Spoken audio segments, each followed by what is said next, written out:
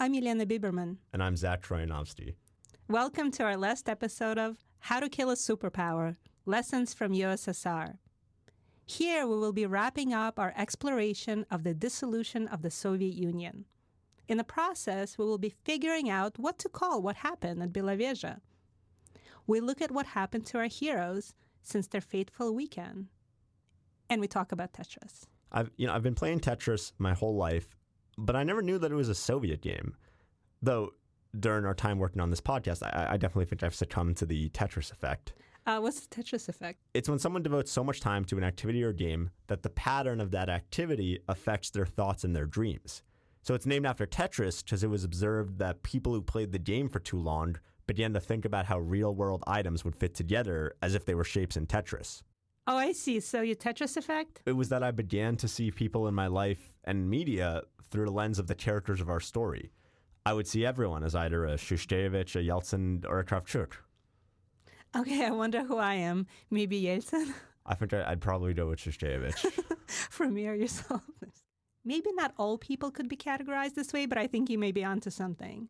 You're not the only one seeing through the lens of Belavezha.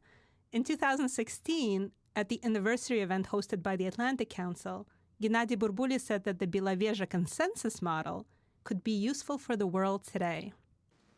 Потребность острейшая и глубокая в диалоге, в взаимопонимании, в конечном счете, в консенсусе. Burbulis is saying here that the world needs to understand that the only way to solve conflict is through dialogue, consensus, and mutual understanding. What is the Belavezha consensus model? Okay, so let's figure that out. And while we're at it, let's figure out what we should be calling what happened at Belavezha. Was it a revolution, a coup, an act of courage, or treason? Or maybe it was something completely unique and unreproducible. The same year the USSR dissolved, the United States initiated military action against Iraq. This was in response to Saddam Hussein's invasion of Kuwait. But French philosopher Jean Baudrillard, in a collection of essays published in European newspapers during this time, made what seemed like a mind-bending claim that, quote, the Gulf War did not take place. What Baudrillard was doing was reminding us to distinguish between what things are called and what they actually are. It's kind of like that old saying about the Holy Roman Empire, in that it's not holy, it's not Roman, and it's not an empire. Yep. Baudrillard was at the time challenging the passive consumption of the label war. Why was Iraq's action in Kuwait called an invasion rather than Kuwait War, while U.S. action in Iraq was called the Gulf War? He argued that when the media packages something as a war, we uncritically take it as such. When it doesn't, like debilitating economic sanctions which cause deaths of thousands, we don't see it as a war.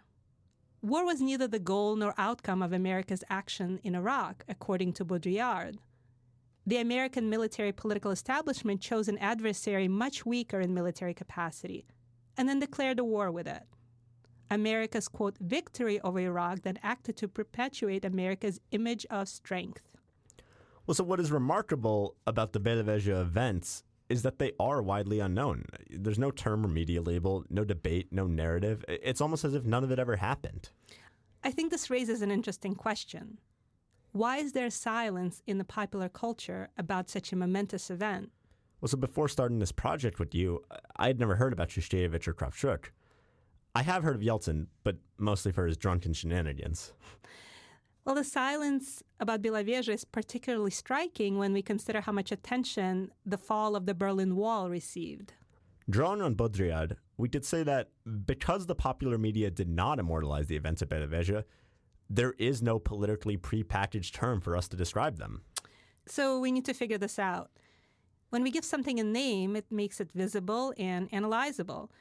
So what should we call what happened? Okay, well, let's start with the term revolution. It's a popular term. We hear a lot in American politics nowadays.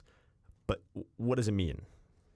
You're right. The term revolution is being used for policies as basic, well, at least among wealthy countries, as universal health care or as extreme as violent overthrow of U.S. government. Well, what would that actually look like? Well, let me give you an example from one of my favorite stories. It's a story of beans, as described by Leon Trotsky in his memoir. While embarking on his revolutionary path as a young man, Trotsky decided that he should go out into the real world and meet some real workers. He soon met an electrician named Ivan Mukhin.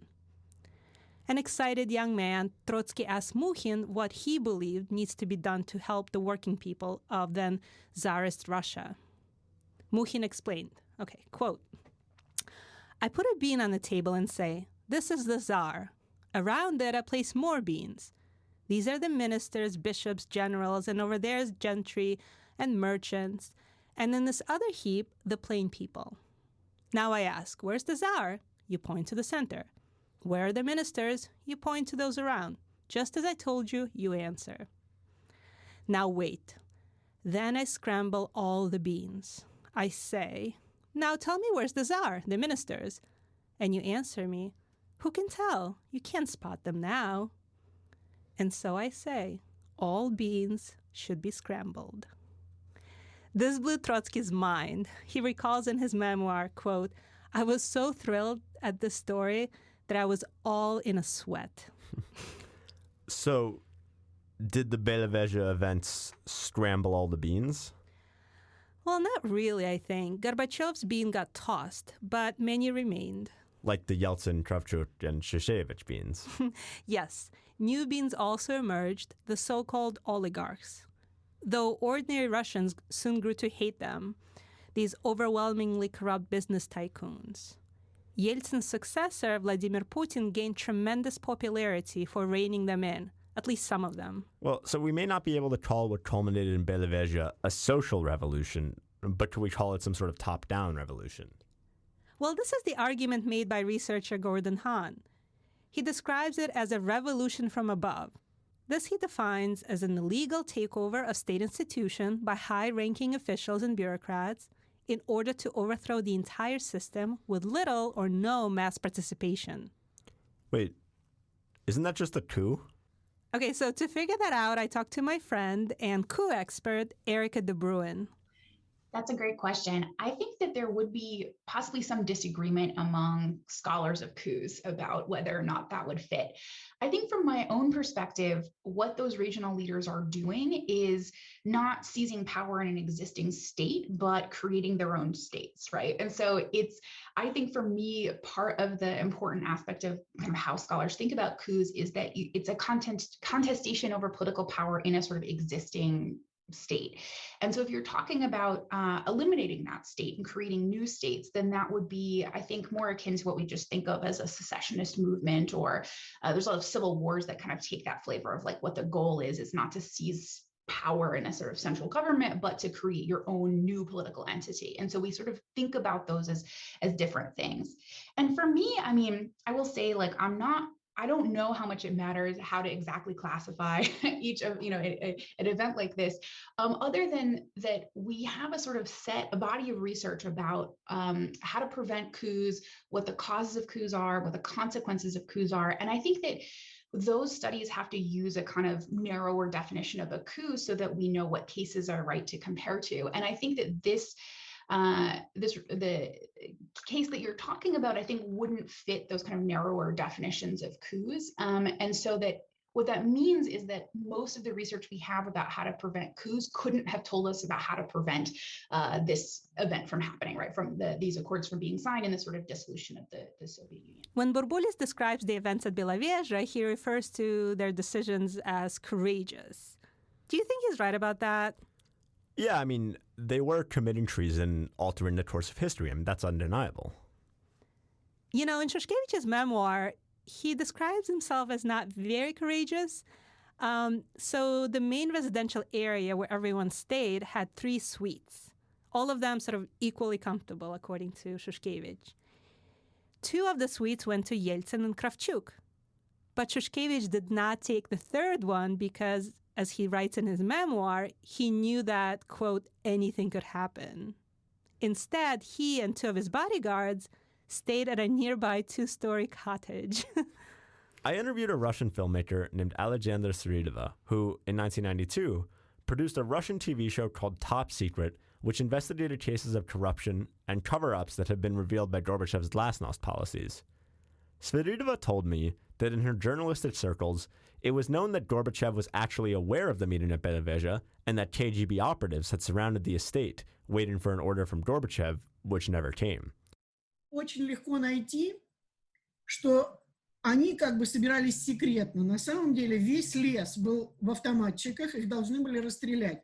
Это решение было принято, люди были вооружены, а команда не поступила. Команды стрелять не было. Here she's saying that the forest surrounding Vystruli was full of KGB operatives who were awaiting an order to shoot, but that order never came.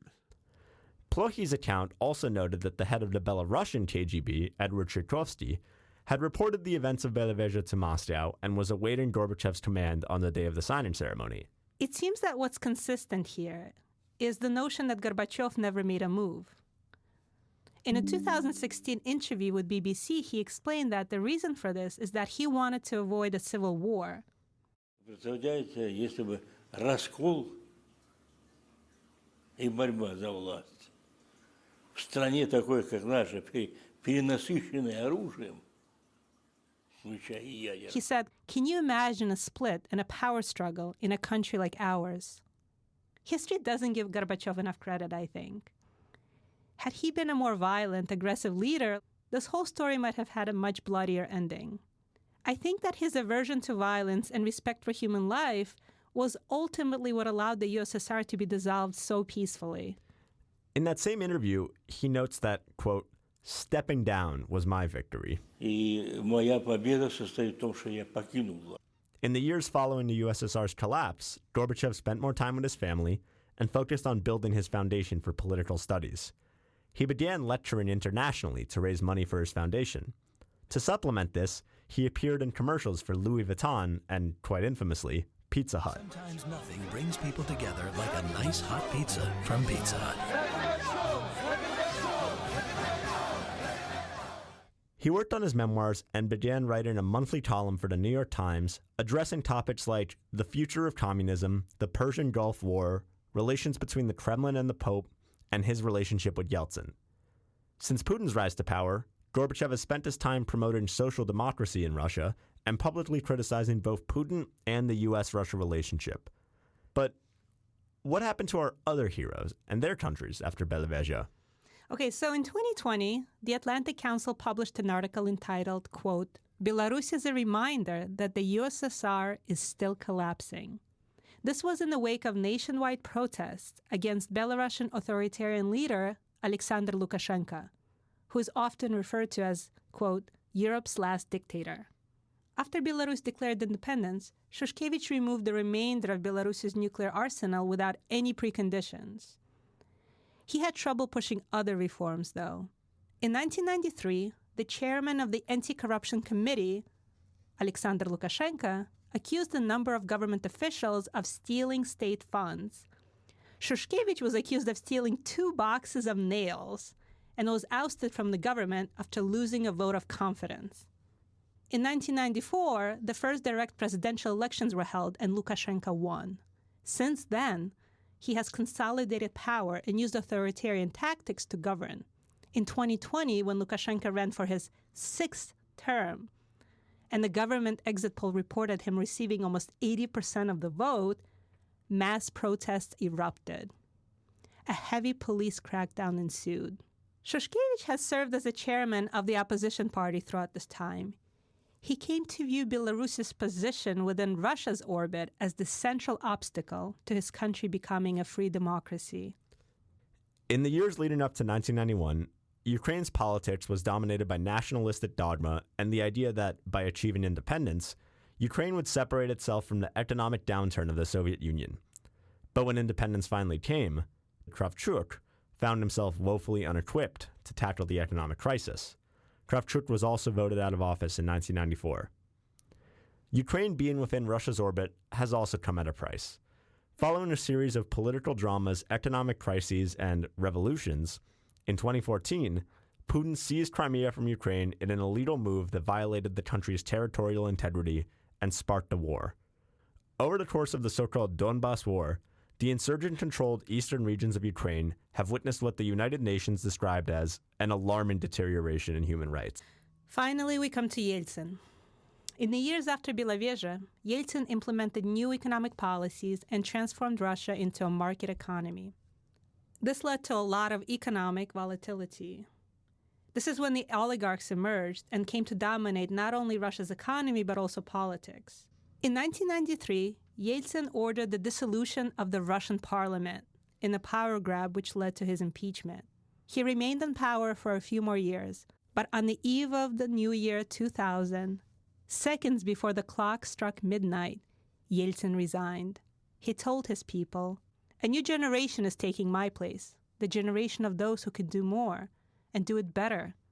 In accordance with the Constitution, as I go into retirement, I have signed a decree entrusting the duties of the President of Russia to Prime Minister Vladimir Vladimirovich Putin."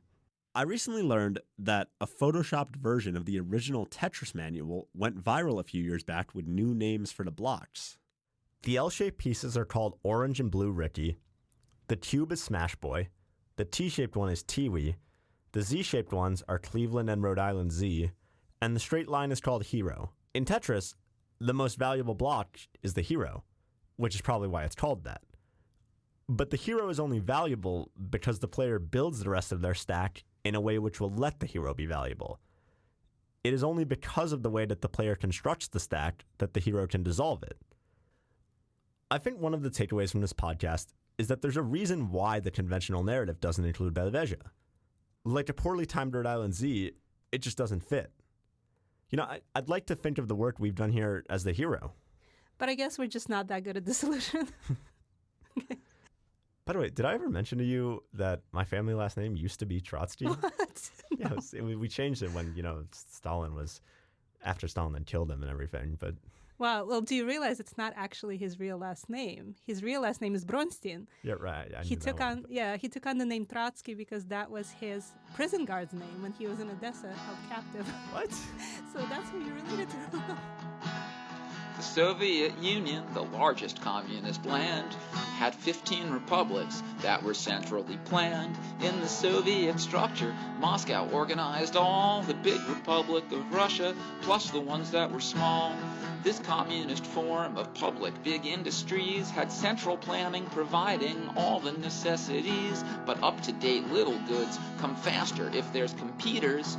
They could not stay modern with just big central leaders, and since World War II, East Europe had been divided in ways that were not what each place would have decided. There was not enough freedom, just one old gang in the middle. The war budget too large and people's voices too little, that 1985 brought a younger guy to the top, and this guy, Gorbachev, wanted these problems to stop. Gorbachev started Glasnost, more free speech and free news. It was fine for the first time to express many views, and Gorbachev's perestroika brought democratizations. For the first time, elections let people steer their own nations. When the Berlin Wall fell, Gorbachev was surprised, but he slowed the arms race and won the Nobel Peace Prize. But then all through East Europe, former Soviet states voted to break from the Union and control their own fates. So Gorbachev sighed, but chose democracy's course. He said he'd keep things together just with discussions, not force. Old communist leaders feared big changes too fast. The whole strength of the Union might be lost to the past, but new leaders and voters all wanted change to come faster. Gorbachev's middle reform plans now were facing disaster. See, as Soviet president, Gorbachev wasn't defeated, but each republic's president now had strength just like he did, and Russia's president Yeltsin wanted more strength by far, so they drafted new plans for a looser USSR. But before this new compromise could be implemented, 8 conservative communists launched a coup to prevent it. They kept Gorbachev trapped, but people rushed out to help defend the Soviet Congress that they had elected themselves, and Yeltsin joined with the people, and the coup met defeat, but the old Communist Party now really looked obsolete. So when Gorby returned, he was the leader of zero. The Union structure was dead, each nation had its own hero. The USSR is now no more, he announced, and Gorby sadly resigned, and Russia's president pounced. Yeltsin said it was time for the big free market test. Public resources should open for the rich to invest. But when the parliament leaders and the public protested, Yeltsin ordered the army to have them killed or arrested. So all profits went private or were bought up offshore. Millions and millions of normal people turned poor, and that's how the Soviet Union died before it enjoyed the system Gorbachev wanted fixed instead of destroyed. This podcast was made possible by the generous support of the Davis Center for Russian and Eurasian Studies at Harvard University and the John B. Moore Documentary Studies Collaborative at Skidmore College. A special thanks to Adam Tinkle, Jesse O'Connell, Alexandra Vacru, and Chris Martin.